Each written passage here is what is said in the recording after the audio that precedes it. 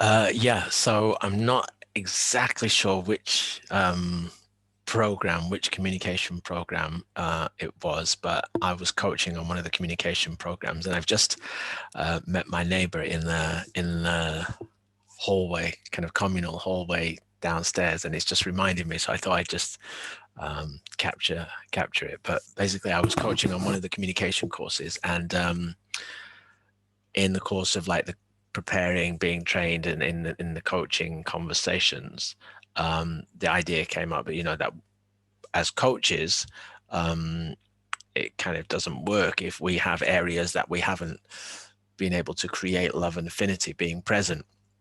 So at that time, I was living in a studio flat, which was in a studio flat in a house made up of studio flats.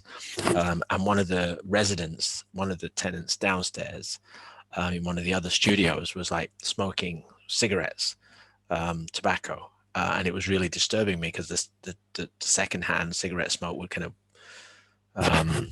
drift up and drift into the apartment where I was, into the studio flat, and then it would fill the room, and it would just be horrible. I would like covering my mouth, and then I would go downstairs, and I tried all different kind of things. I'd approached the council and approached my landlord, and basically done everything to try and resolve this situation.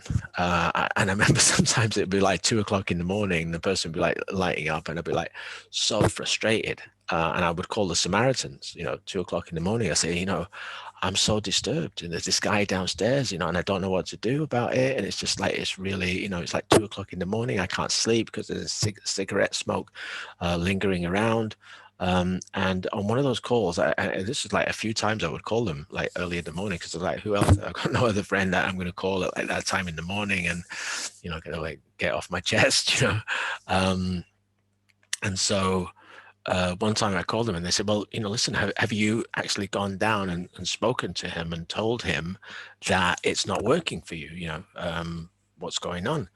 And I said, no. I said, I'm a little reluctant to do that, because I kind of like, my consideration is that I kind of like would get angry with him. And I'd basically lose it and just end up shouting and like that. So by that time, I had pretty much exhausted. I'd approached the local MP. I'd written to the MP. I'd written to the local council, and it was just like, I thought I'd explored everything. So I thought, well, listen, I've tried everything else. Might as well now just go and try that. Have that conversation. So I did. Went downstairs and told the guy, listen, with this cigarette smoking, the tenancy agreement says you're not allowed to smoke. I basically made him wrong.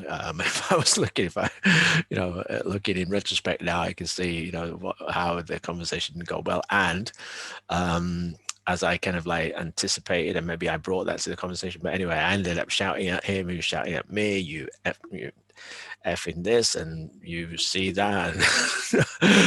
And it didn't work. And so that was the situation. And then there was this kind of like disconnect, in the house, which is made up of studio flats. And so there I am on the communication courses now, with this kind of lingering miscommunication. And so the commitment was to go and clean that up. And I really got for myself, like, the power of being able to create love and affinity. And I just basically went down to him as part of that training. I think the agreement was, as a coach, that I'd need to clean that up before I start coaching or something like that. So I'd taken it on. So I went downstairs and I listened, Monty, I really apologized. I get it, that totally didn't work. I came down, I was making you wrong, and the way I reacted like that. And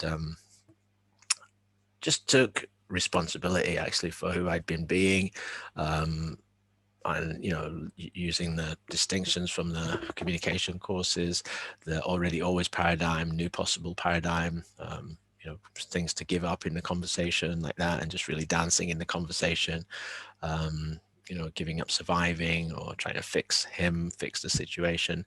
And long story short is that although it wasn't instantaneous, but I was able to go and coach that weekend, having had that conversation with him and having kind of cleared the air. And I think a couple of days later, he said, I acknowledge you, I respect you, I appreciate you, or something like that. I don't remember, like bygones be bygones or something. He was also ready to like move on, and kind of like create workability in our relation, in the house, in our relation being related. And he's subsequently given up smoking cigarettes. Like he uses like e-cigarettes now, which are less kind of obnoxious. And I just kind of seen him in the hallway downstairs, and he's kind of like smiling. And I mean, he wasn't speaking because he has something going on about not speaking with the other tenants, but that's not as a result of us kind of having had that kind of altercation, whatever, that argument. So yeah, I just wanted to share that, in that for me that occurred like that was never going to happen, to be able to say that yes, I was able to create love and affinity in that conversation, and possibility of love and affinity being present there. And yeah, I guess if he'd have been on a list at that time, then I would have taken him off the list. And now I would say that he's not on the list as somebody where love and affinity is missing. So I just wanted to share that. I'm not exactly sure which communication course that is, but I remember it was preparing to coach for one of the communication courses. So that's my share. Bye for now.